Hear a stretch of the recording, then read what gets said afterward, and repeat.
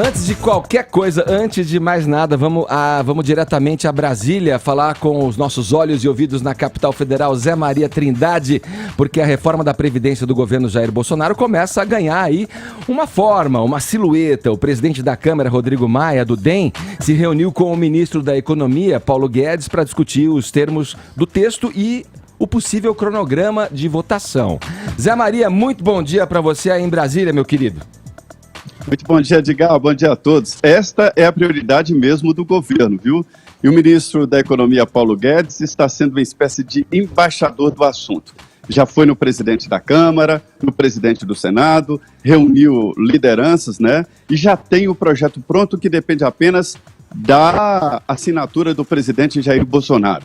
O governo quer fazer uma solenidade especial no Palácio do Planalto para o envio do projeto ao Congresso. E o terreno já está sendo preparado pelos ministros, né, que estão ali forçando para que os deputados e senadores acompanhem essa onda favorável à reforma da Previdência. Ô Zé, olha, Edgar, sim.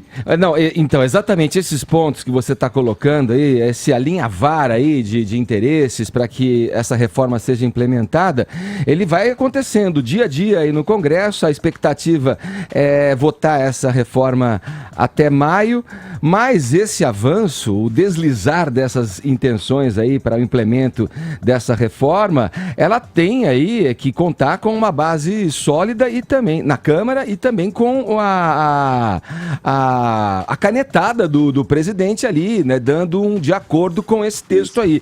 Como é que repercutiu, Zé, no Congresso as falas do Guedes, por exemplo, e do Maia? Pois eu gostei do deslizar, viu? Que eu acho tramitar um trem horrível. A tramitação. Saiu na intuição, Zé. Parece um lance assim meio conotação sexual. Fulano tramitou, fulano. Né? Eu não falei. Eu não falei azeitou, hein? É coisa do Renan, ainda. Azeitou para tramitar melhor, né? Sim. Complicado. Olha, Edgar, a história é a seguinte, a impressão que eu fiquei é que a equipe econômica prepara um projeto de reforma da Previdência bem profundo, ambicioso, né? Muito maior do que se pode aprovar no Congresso Nacional, exatamente para queimar gorduras, como se fala, né? Para o Congresso dar uma amenizada, o presidente dar outra, como, por exemplo, o tempo de contribuição exigido para a mulher e para o homem o mesmo, né? E aí aprovar pelo menos alguma coisa, porque o ministro fala em uma economia de R$1 trilhão em 10 anos, né? E o presidente da Câmara, Rodrigo Maia, diz que o país cresce 6% se aprovar a reforma da Previdência. Então, a reforma da Previdência não é só mais um assunto de aposentadoria, mas um assunto de credibilidade no novo governo e credibilidade no país. Há todo um cerco, inclusive, jurídico. O ministro Paulo Guedes foi ao presidente do Supremo tentar fechar ali a possibilidade de uma declaração de inconstitucionalidade da nova proposta. Então, a reforma da Previdência se transformou em prioridade e é uma prioridade econômica, né? Sim.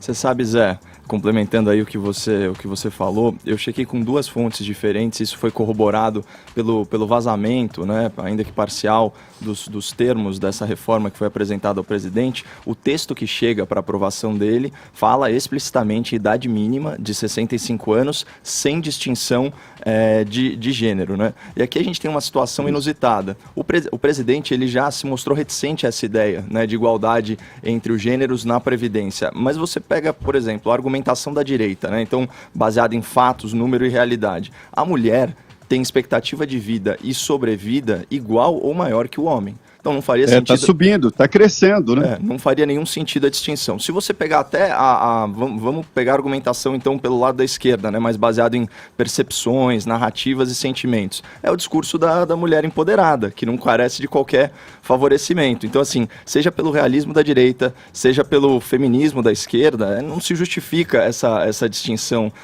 por gênero. E assim, eu sou o primeiro a abrir a porta da mulher para entrar no carro, dar meu lugar para ela se sentar e tal. Só que as políticas públicas previdenciárias não são exatamente o melhor lugar para você exercitar cavalheirismo. O outro ponto importante que eu queria destacar é a questão da idade mínima. A gente já falou aqui para o ouvinte da PAN que o que interessa nesse caso é a sobrevida, ou seja, a expectativa de vida que você atinge a partir de uma determinada idade. Quem atinge 65 anos no Brasil hoje vive em média até os 83 anos, são 18 anos de sobrevida. E isso varia muito pouco conforme as diferentes regiões do Brasil. Por quê? O cálculo de sobrevida não é prejudicado pelo índice de mortalidade infantil. Esse sim abala muito a expectativa de vida e em regiões menos favorecidas economicamente ele acaba derrubando a expectativa. Não é o caso da sobrevida. Então aqui fica um apelo para que o presidente de fato siga as orientações da sua equipe econômica, que afinal de contas é o posto Ipiranga dele, né? Olha, o governo Bolsonaro quer fazer uma reforma da Previdência que seja real, próxima da realidade e com cálculos autoriais. Isso é matemática, isso não é eu acho, né? São cálculos.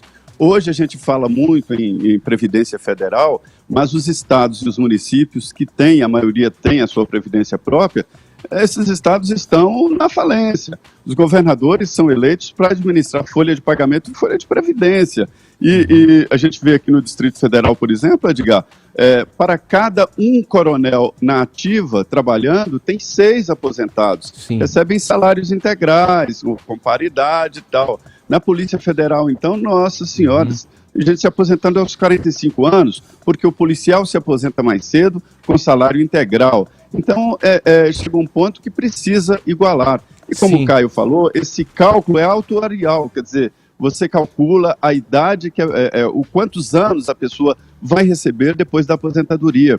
E os servidores públicos de elite, que eles recebem salários maiores, e eles vivem mais, porque tem um nível de vida melhor, tem médicos à disposição, praticam exercícios, tem conhecimento suficiente para se alimentar melhor, e isso complica ainda mais. Então, a tendência do governo, Caio, é essa. Agora, há divergências no próprio governo, e o que vazou foi apenas um dos lados da Previdência. Existe, realmente, alguma coisa assim, mas é o produto final, o projeto final, que ninguém sabe o que vai ser, né? Zé, você lembra, perdão, Edgar, Zé, você lembra do discurso de posse do Paulo Guedes? Aliás, ele tem sido muito coerente nas declarações dele. Ele fala o seguinte, abre aspas, descontrole sobre a expansão de gastos públicos é o mal maior. E você ainda trouxe outro pesadelo, né, que é a questão previdenciária estadual e municipal. Mas vamos voltar para o federal aqui, né? O déficit previdenciário federal em 2018, isso falando o regime geral, portanto, o INSS, o regime próprio,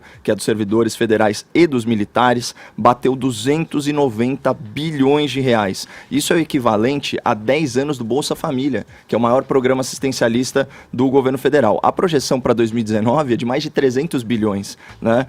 Como o Zé Maria bem colocou, a economia que o Paulo Guedes está pretendendo é de 1 trilhão em 10 anos. Isso é equivalente a quase 50% da arrecadação tributária em um ano, 1/6 do PIB.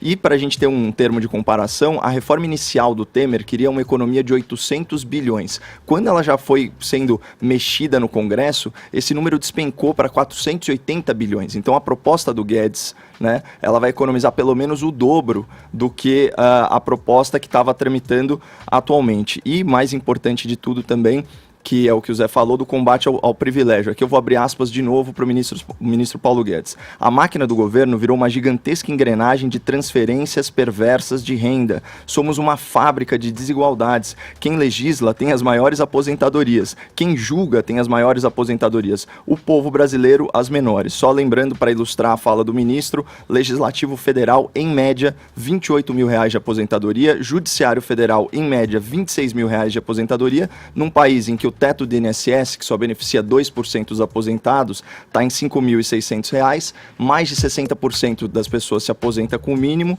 e a média do INSS é inferior a R$2.000. Chega de privilégio. Ô Zé, o ministro Paulo Guedes já havia mencionado que esses regimes trabalhista e previdenciário devem caminhar junto. O presidente Jair Bolsonaro já havia dado sinais de que essas medidas e essa busca seria implementada no sentido de trazer exatamente para o que você havia falado, para uma realidade mesmo, para os fatos reais, né, que atravancam o Brasil e que dependem desses implementos na reforma para que o Brasil se desafogue, né? A pergunta que eu quero passar para você, frente a uma outra medida e um implemento importante anunciado pelo ministro Sérgio Moro com relação à segurança, né? Pode vir a ser moeda de troca nessa disputa, Zé? O que isso pode influenciar, né, nessa base que vai votar a reforma da Previdência? Pois é, no discurso lá, Caio, o ministro falou que a maior invenção da humanidade, e eu concordo com ele, o livro Sapiens mostra isso, né, que é a empresa, que não existe só uma abstração, mas que acaba tomando conta de tudo, e a grande invenção da humanidade, e é isso, Edgar, ele quer trazer tudo para a economia de mercado. Caio, olha só que confusão, o maior programa de distribuição de renda do país é da Previdência, é a aposentadoria rural, criada bem antes, né, lá nos militares, é a maior transferência de rendas do país, o maior programa social, e está na Previdência, quer dizer, isso não é Previdência, o trabalhador rural se aposenta sem comprovar a contribuição, quer dizer, isso não é Previdência, e isso é um programa social bem-vindo, deve acontecer, mas a ideia é retirar todos esses penduricalhos da Previdência Social. Edgar, se houver esta, como é que o termo não é tramitação, nunca mais eu vou usar tramitação na minha vida. Mas esse deslizar.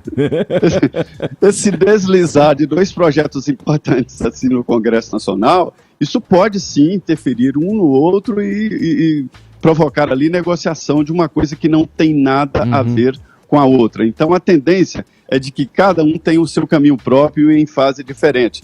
Agora, é inevitável que as negociações aconteçam no Congresso e pode chegar a esse ponto. Agora, é interessante esse debate sobre previdência e novas normas de trabalho, porque o mundo mudou, o trabalho também. Né? O mundo mudou, Zé, e quando você diz isso, lembro imediatamente da eleição para a presidência do Senado, né? A capacidade de mobilização da opinião pública, o que ela, hoje em dia, com as ferramentas que temos à disposição, pode influenciar os que estão lá nos representando, né? Mas eu queria falar sobre uma fala do Rodrigo Maia, sobre as tais fake news, né? Porque em meio a esse empoderamento, né, que está na mão do povo através das ferramentas que estão aí, como eu disse, tem também o aumento da potencialidade da existência e do surgimento de fake news. Em determinado momento da entrevista, o presidente da Câmara disse que a reforma não avançou, por exemplo, no governo Temer, porque, aí, aspas, né, dele, setores da sociedade disseminaram conteúdo falso sobre a proposta. É possível, Zé, aí eu te passo a pergunta, esperar uma situação diferente nesse momento? Qual deve ser, na tua opinião, a abordagem do governo com a população no que diz respeito a comunicar claramente o que está sendo feito por lá?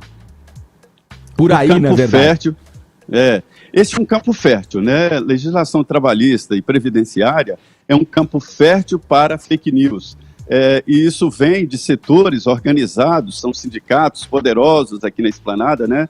Da elite do funcionalismo público, que fica soltando ideias. Aí o que acabou na última tentativa foi de trabalhadores da iniciativa privada que recebem um salário mínimo contra a reforma da Previdência, porque entendia que ia perder, porque tinha aquela história de vai acabar com a Previdência, vai se aposentar aos 90 anos. Não é assim, não é verdade. E o governo está se armando contra isso.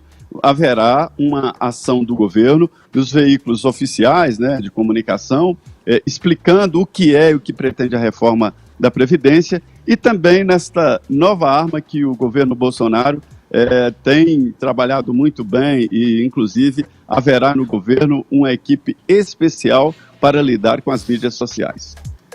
Pois é, né, Zé? Um grande desafio de comunicação aí para o novo governo. O governo anterior não logrou êxito nesse quesito e aí o que pipocava de fake news sem tempo de pronta resposta foi impressionante. É engraçado, né? Vamos dar aqui nome aos bois. A fake news que mais viralizou foi uma tabela com contabilidade criativa negando o déficit que foi publicada exatamente como o Zé Maria falou, por corporações da elite do serviço público. Nesse caso específico que eu estou falando, a Associação Nacional dos Auditores Fiscais da Receita Federal do Brasil, a ANFIP. Olha só, a gente trouxe aqui as grandes aposentadorias do Legislativo Federal, do Judiciário Federal e agora essa turma do Executivo. São mais de 200 sindicatos federais atuando e fazendo pressão lá no Congresso. Lembrando que na legislatura passada eles tinham mais de 25% da casa só com servidores egressos do serviço público, apesar de eles representarem menos de 6% da população. Para você saber